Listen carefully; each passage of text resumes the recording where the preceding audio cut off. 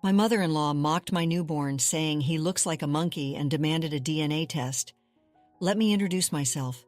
My name is Jennifer. I always had a feeling that my mother-in-law, Cynthia, didn't like me. She had always been very rude towards me, even when I was dating my now husband, Arthur. For the longest time, I tried my best to be in her good books. Arthur was close to his mom, and I wanted us to have a good relationship. However, I soon realized that Cynthia had no intention of sharing her son with anyone. Cynthia's behavior has always baffled me. I had no idea why she was so cold to me. That was until Arthur explained what her problem was. "I'm sorry my mom is so mean to you," he said. "I know you must be wondering what you did wrong, but the thing is you didn't do anything." "Then why is she so critical of me?" I asked, feeling a pang of hurt. I tried so hard to win her over. "Your dad is such a good sport," Arthur sighed. "But Cynthia is hell-bent on getting me.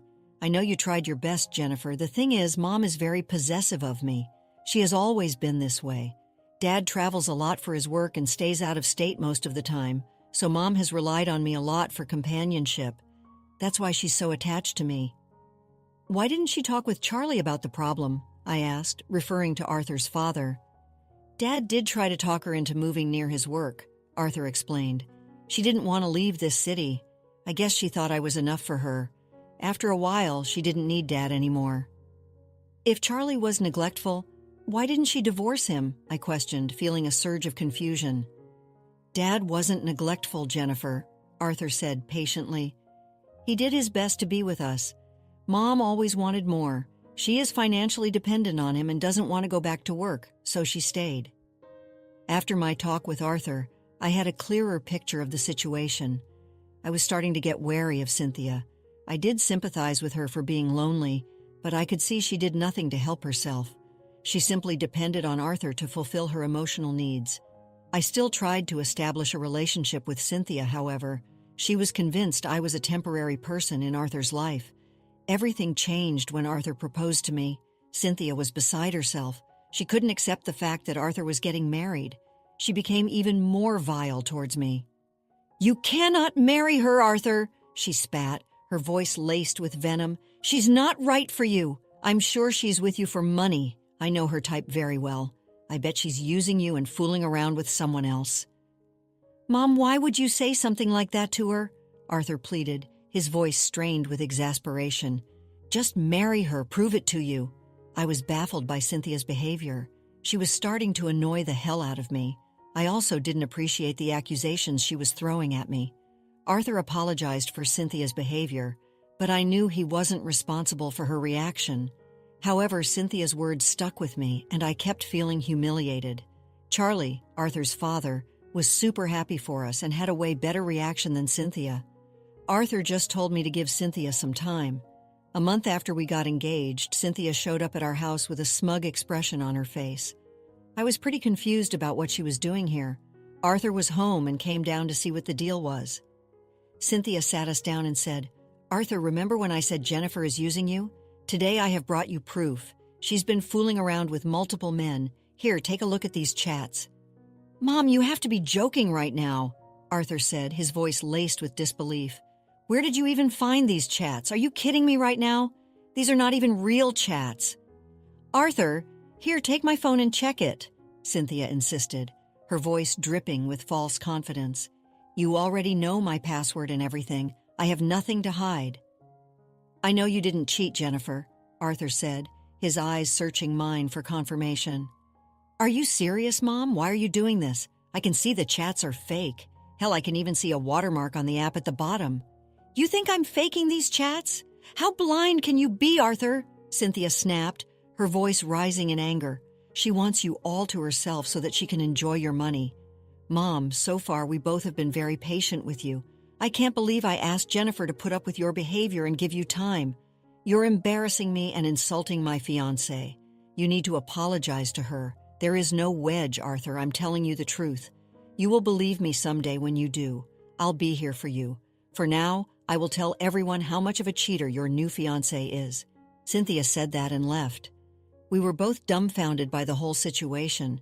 She was starting to cross her limits, and it was time to lay some boundaries. Before I could talk to Arthur, he was the one who said, "I'm so sorry, Jennifer. I had no idea my mom would be so cruel to you. I thought she would come around once she saw how happy I was. I didn't mean for you to get hurt. It's not your fault." "It's okay, Vince. Thank you for believing in me so easily," I said, my voice trembling with emotion. "But Cynthia has crossed all limits today. We need to go in close contact with her. I'm fine with her being rude, but she's out to tarnish my image." "You're right, Jennifer. We do need to go low contact with Cynthia," Arthur agreed. "I guess this is the best option right now. I will go talk to her tomorrow." We agreed to keep everything a secret from Charlie. He was a man of ethics and would have taken Cynthia's behavior lightly. None of us wanted to inform him about the situation. There was no need to cause unnecessary stress. Cynthia was in some sort of crisis, and we thought we could handle her tantrums. We would later realize how wrong we were. After Arthur told Cynthia about the low contact, she threw a major tantrum. Thankfully, I was not around to witness it. Seeing her major tantrum, Arthur doubled down and threatened to uninvite her from the wedding. That shut her up real quick. He came home and was pretty mad at Cynthia. However, he knew he couldn't cut her off completely. She was still his mother. Arthur's threats did help us have an uneventful wedding. I expected Cynthia to show up in a wedding dress. However, she never did anything even remotely problematic. I realized that her presence and judgment kept her from trying to spoil our wedding. However, she started to cause trouble as soon as Charlie went back to work. Cynthia would constantly show up at our house unannounced and try to spend time with us. She was hell-bent on breaking our low-contact request.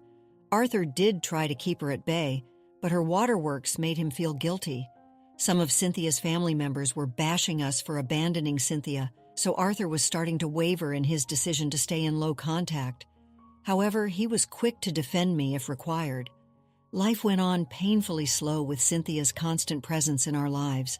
However, things looked up for me and Arthur when I found out I was pregnant. It was an amazing day and filled with great memories. However, for some reason, we both dreaded telling Cynthia. We were right about being worried. Cynthia went nuts at our announcement. "You witch!" she shrieked, her voice laced with venom. "You baby-trapped my son." "All right, you know he will never get out of your clutches again, Jennifer." "You are wrong. I know this child can't be his. You haven't even been married for a year. That makes no sense." "Cynthia, people can get pregnant within a year of getting married," I said calmly, trying to reason with her. "It doesn't mean I cheated on him. Besides, why do you keep accusing me of cheating?" "Because you are a worthless girl," Cynthia spat, her eyes burning with hatred. "You don't work and married my son for money. Do you think he will cut me off for you? That will never happen. Arthur, you need to do something right now. I know this is not your baby." "Mom, why the hell would you say that again?" Arthur asked, his voice shaking with anger.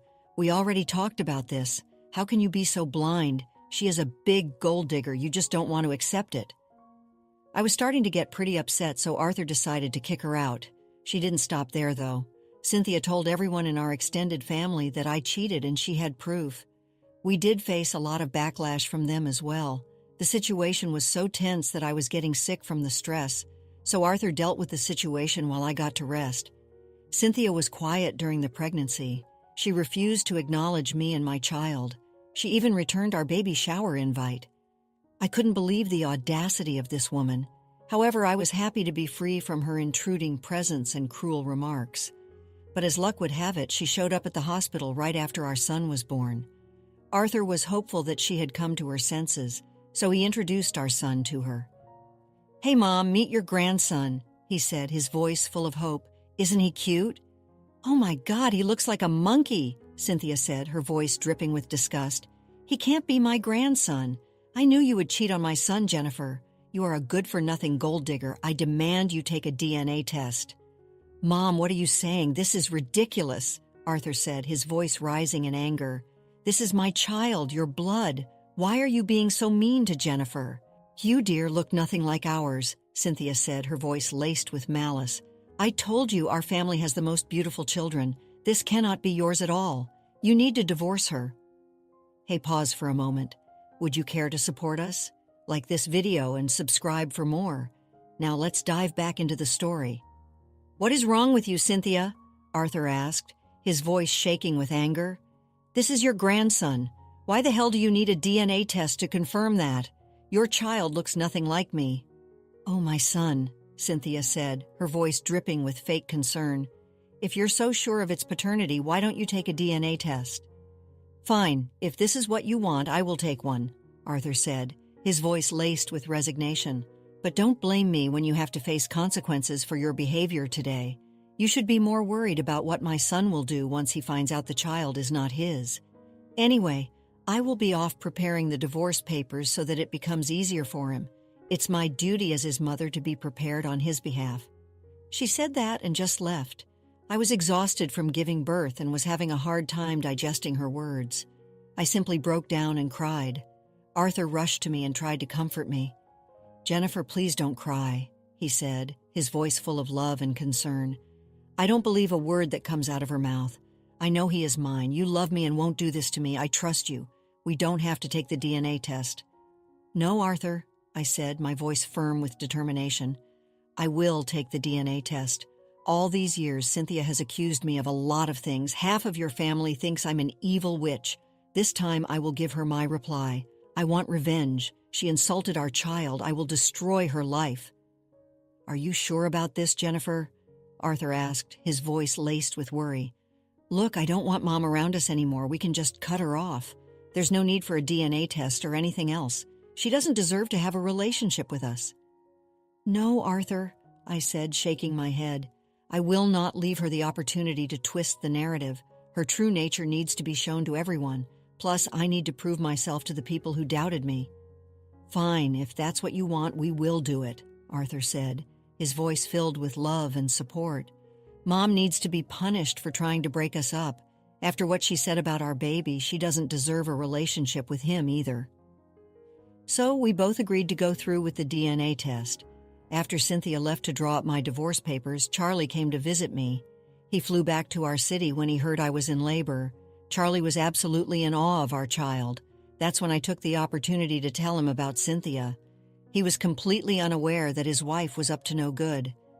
Charlie, there is something that has been bothering me, I said, my voice trembling with emotion. I don't know if I can talk to you about this. What's wrong, Jennifer? You can tell me anything, Charlie said, his voice filled with concern. Cynthia has asked for a DNA test, I said, my voice barely a whisper. She thinks the baby is not Arthur's child. What? Charlie asked, his voice filled with disbelief. Why on earth would she say that? She has been pretty vile about me and the child, I said, tears welling up in my eyes. I can't believe this, but she has called our son a monkey. She is adamant our son is not her grandchild. What the hell, Jennifer? Charlie said, his voice filled with anger. That is not acceptable at all. What has even gotten into her? Where is she right now anyway? She has gone to talk to her lawyer, I said, my voice filled with despair. She said she will prepare divorce papers for me and Arthur. This is outrageous, Charlie said, his voice shaking with anger. I am genuinely confused about what happened to her so suddenly. That's when I told him everything Cynthia had done to me, from trying to poison me to faking messages and acting like my lover. Charlie heard everything and was furious. He couldn't believe that his wife could be so evil. Why didn't you guys tell me this before? Charlie asked, his voice filled with regret. It never should have gotten this far. My God, I never knew Cynthia was capable of these things. We generally thought she would change. I believe in giving people second chances. I never knew she would turn out to be a lost cause. Arthur now wants to go no contact with her, I said, my voice filled with sadness. To be honest, I have been thinking about this as well. Jennifer, don't worry, Charlie said, his voice full of support. I support your decision entirely. I believe in your character too. But this entire thing has opened my eyes about Cynthia. I don't think I can be with her anymore. She has gone to draw up your divorce. Well, she is in for a surprise. We ended our conversation there. Charlie spent a long while cooing over his grandchild. I was happy to know that at least one of his grandparents loved him all the same. I wanted to cry thinking about the name Cynthia called my child. Even Arthur was upset and didn't feel like himself for the rest of the day. Our day was completely ruined, but I knew Cynthia would pay for her actions. We went home with our baby just 2 days after he was born. However, the joy of having a child was clouded by the anxiety of dealing with Cynthia. She had told everyone that I cheated on Arthur and had someone else's child. Everyone listened to her and didn't even show up to see the baby. Arthur was heartbroken and pretty pissed as well. We did send samples for the DNA test and showed the receipt to Cynthia. She called me and said, "This weekend everyone will be invited. They need to see how much of a trash you are. Be prepared to be humiliated and divorced. I'm sure my son will leave you when he finds out." "You are seriously going to this extent to humiliate me and my child?" I asked, my voice shaking with anger. "I can't believe this. You're a vile person, Cynthia." "Oh, don't you worry, Jennifer," Cynthia said, her voice dripping with malice. "I will make sure everyone shuns you and kicks you out of the family. Then I will have Arthur all to myself. We will see." "We will be there at the party," I said, my voice firm with determination. "Let's see who gets the last laugh." Cynthia ignored me and cut the call. She was pretty excited to have me thrown out of the family. However, she was in for a surprise. We just had to wait till the results got back. Arthur was pretty supportive of me, but I knew he was sad. Cynthia was being such a bad person. The day of the party arrived pretty soon, and so did the DNA results. Cynthia had booked an expensive venue and planned elaborately to celebrate my humiliation. Everyone who saw me stayed away. No one even asked about the baby. I left my son with my sister at home ahead of time, feeling things wouldn't go down well if I wanted to keep him safe. The party started, and even Charlie was there. He kept quiet about the allegations and was waiting for me to do my thing. When the last person finally arrived, Cynthia said, "Thank you for coming. I organized this party to show how much of a gold digger Jennifer was. I always knew she was with my son for his money. Then she managed to baby trap him with someone else's child." "That is not true at all," I said, my voice firm with anger. "Why are you so adamant that I cheated on Arthur?" "I know all about your extramarital affairs, Jennifer," Cynthia said, her voice dripping with venom. "It's a shame Arthur refused to believe the proof I sent." "That's because he knew I never cheated," I said, my voice shaking with anger. "Your accusations are baseless." "Oh, we will see about that," Cynthia said, her eyes burning with hatred. "Arthur might be blinded by you, but he won't be after today. I have prepared the divorce papers for him. Show us the DNA results and we will see what he does. Prepare to be divorced, woman Jennifer. Let's see what the results are, shall we?" With that, I showed everyone what was in the DNA results.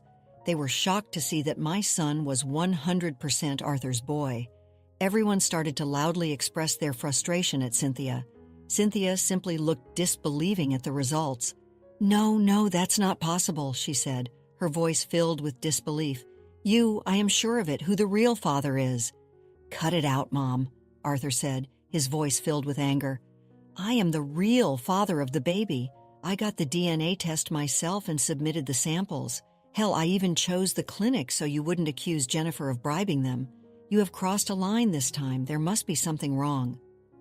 "Arthur, you have to believe me," Cynthia pleaded, her voice filled with desperation. "This witch is poisoning you against me." "That's enough, Cynthia," Arthur said, his voice filled with finality. "Since I married Jennifer, you have done all sorts of things to taunt her. Because of you, no one even showed up to see our baby. Everyone thinks she is a bad person. This is all because of you.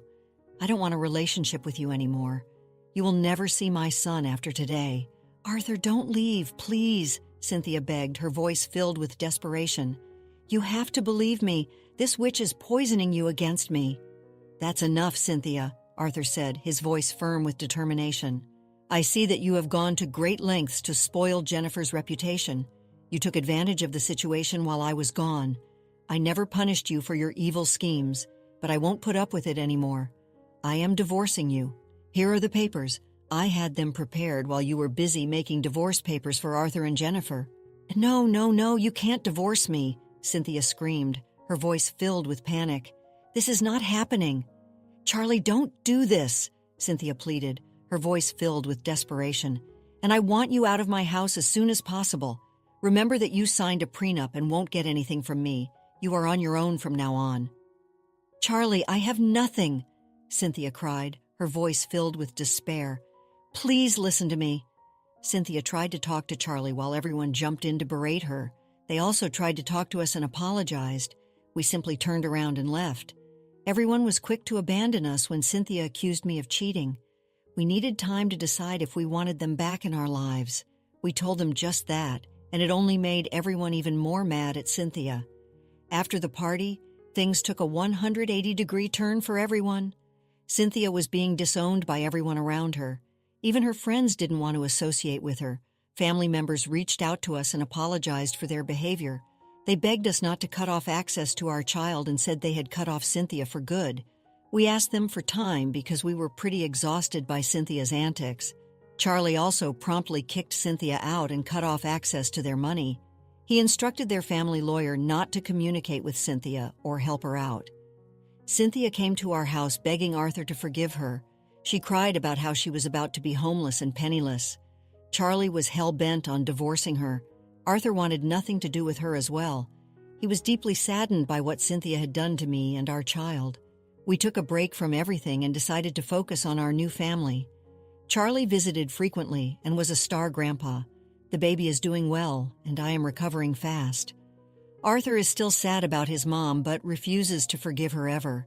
We were able to delete her toxic presence from our lives and are much happier now. Let's conclude the story shortly. Cynthia's manipulative schemes backfired spectacularly. She lost her husband, her family, and her son's love and respect. She was left alone, facing the consequences of her actions. Jennifer and Arthur, however, emerged from the ordeal stronger than ever. They had faced a difficult challenge together and emerged victorious. Their love for each other and their son had only grown stronger, and their bond was unbreakable. They were finally free to enjoy their life as a family without the interference of Cynthia's toxic presence. The future looked bright for them, filled with love, happiness, and the promise of a wonderful life together. After experiencing the full journey of our story, we'd love to hear your thoughts. How did the story resonate with you? Don't forget to like, subscribe, and stay blessed. Thank you for watching, and see you in the next story.